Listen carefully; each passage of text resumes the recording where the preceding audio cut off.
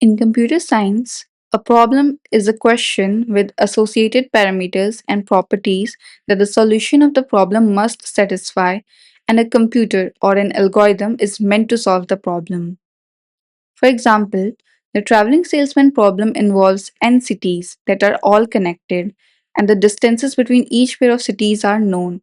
A solution to the problem is an order in which the salesman visits each city exactly once and returns to the starting city in such a way that the total distance traveled is as short as possible. There are two fundamental problems in computer science: optimization problems and decision problems. NP-complete theory is based on decision problems, but I believe that we should have a good understanding of computational problem first to understand decision problems. So let us start with optimization problem first. We can say whenever we are trying to find a best way to do something, we are optimizing. Let us learn what it means through a little story. Let's meet Aryan, a cheerful schoolboy who loves saving coins.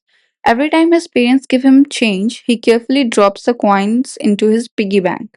He gets coins of rupees 10, rupees 5, and rupees 1. One day, Aryan remembers he needs to buy some stationery items for school, maybe some pens, notebooks, and a ruler.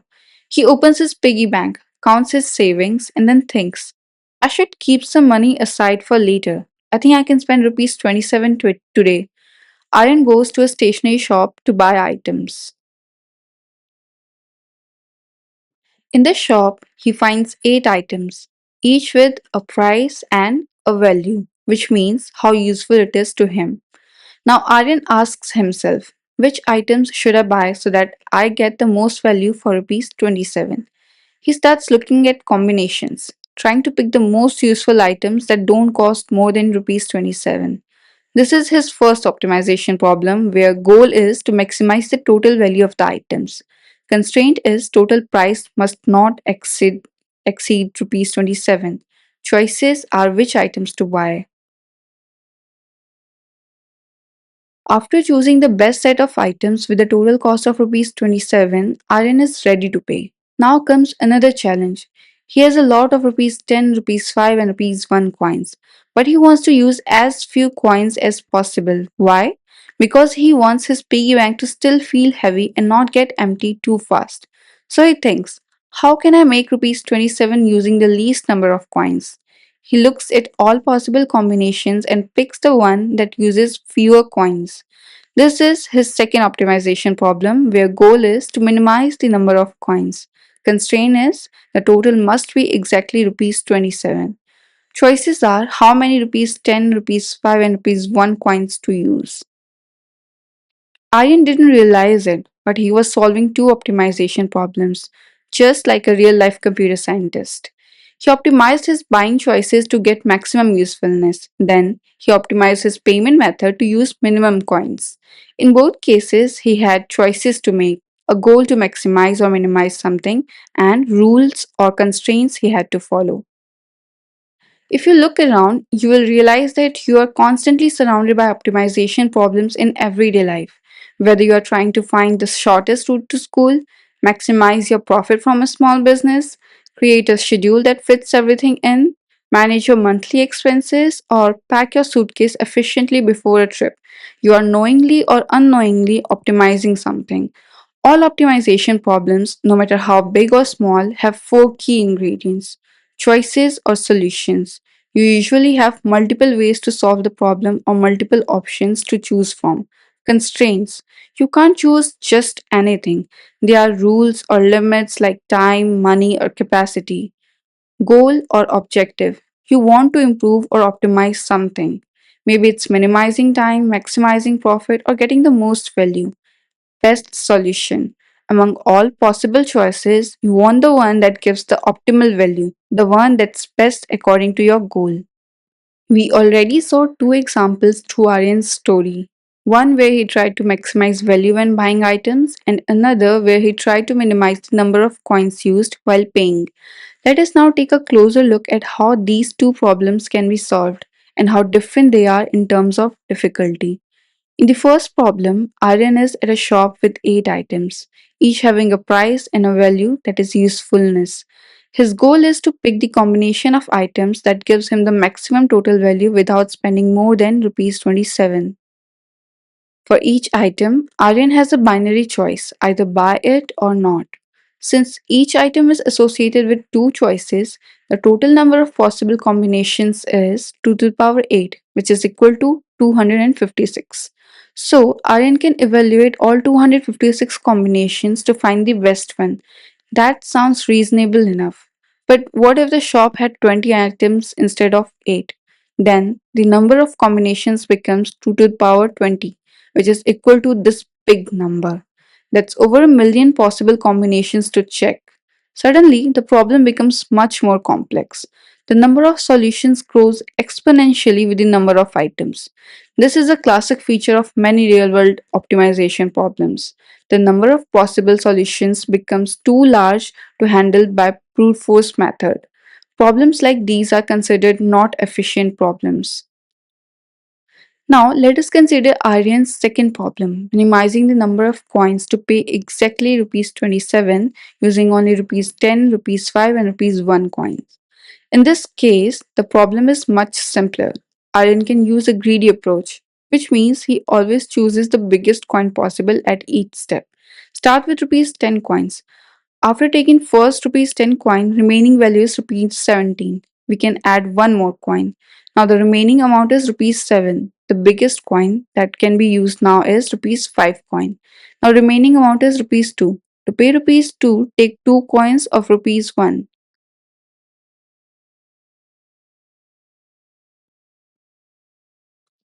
He ends up using just 5 coins, which is the minimum possible. In summary, both of Aryan's problems are examples of optimization. One aims to maximize value within a budget, the other aims to minimize the number of coins used to pay a fixed amount. But as we saw, not all optimization problems are equally hard. Some can be solved with simple strategies like greedy methods, while others explode in complexity as the number of choices grows. Understanding the structure of an optimization problem, its choices, constraints, objective, and solution space is the first step towards solving it effectively. Though we are surrounded by optimization problems and some of them can be hard to solve, in theoretical computer science, decision problems are given more importance. Solution of a decision problem is yes or no. So what is exactly a decision problem? Let us understand the decision problem with the example of Aryan's optimization problem of maximizing the value.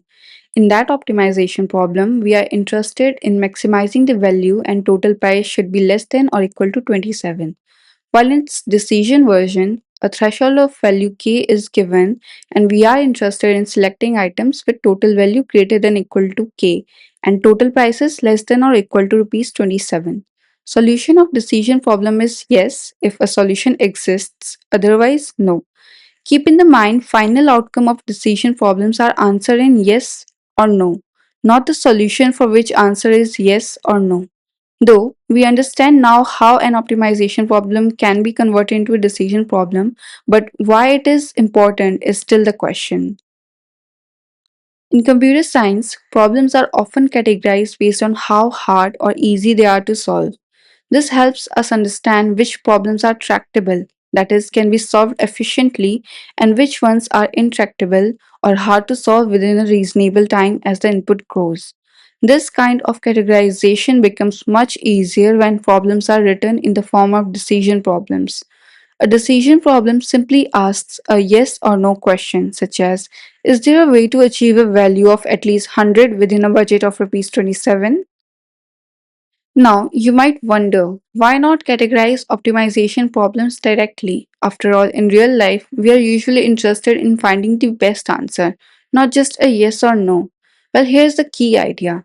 Decision problems are simpler to define and analyze, especially in computer science. In computer science, we classify problems into different complexity classes. The first complexity class is P. Problems in this class can be solved efficiently in polynomial time.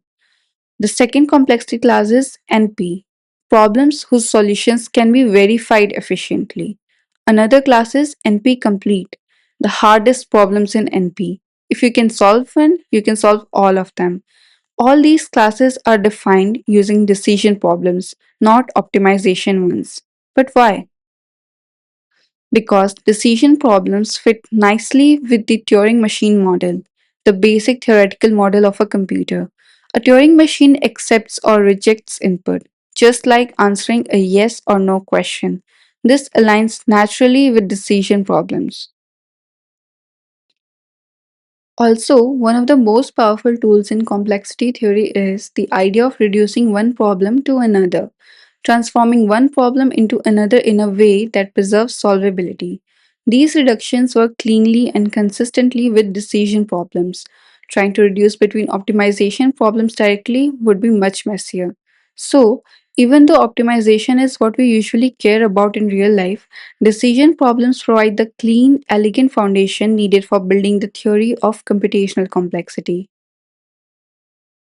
Decision problems are also, in a sense, easier than their corresponding optimization problems. So, if the decision version of a problem is already hard to solve, then it's safe to say that the optimization version, which usually requires more work, is also hard. This makes decision problems a powerful tool for understanding the nature of a computation. But this brings up another natural question. If we only get a yes or no answer from decision problems, how can they help us solve the optimization problems we actually care about? The answer lies in a clever strategy. Let's go back to our earlier discussion and imagine a black box, a magical machine that can instantly answer the following decision problem. Is there a solution with value at least k? Think of this black box as an oracle. When you ask a question, it answers in yes or no. But if you ask what is the optimal solution, it never tells you what the optimal solution is, and it never tells you the value of the optimal solution. It simply answers yes or no for the value of k that you provide. At first glance, this may not seem very useful. After all, our original optimization problem is to find the best possible value, not just answer a yes or no question. But here's the interesting part. Even though the black box cannot directly tell us the optimum value, we can query it repeatedly with different values of k. By carefully choosing these values, we can gradually narrow down the range of possible answers until we determine the optimal value of k, for which the black box still answers yes. Let us see how. We try different values of k over a range of possible values and ask the decision question each time. Let's consider the optimization problem of Aryan. Suppose there are n possible values of k in decreasing order. First, we consider the value k1 in the decision problem and ask the question to black box. Is there a solution with value at least k1? Let's say answer is no. It means we have to try a lower value of k. Now we try k2 and ask the question. Let us say answer is again no. It means we have to try for lower value. Now we try for k3 and ask the question.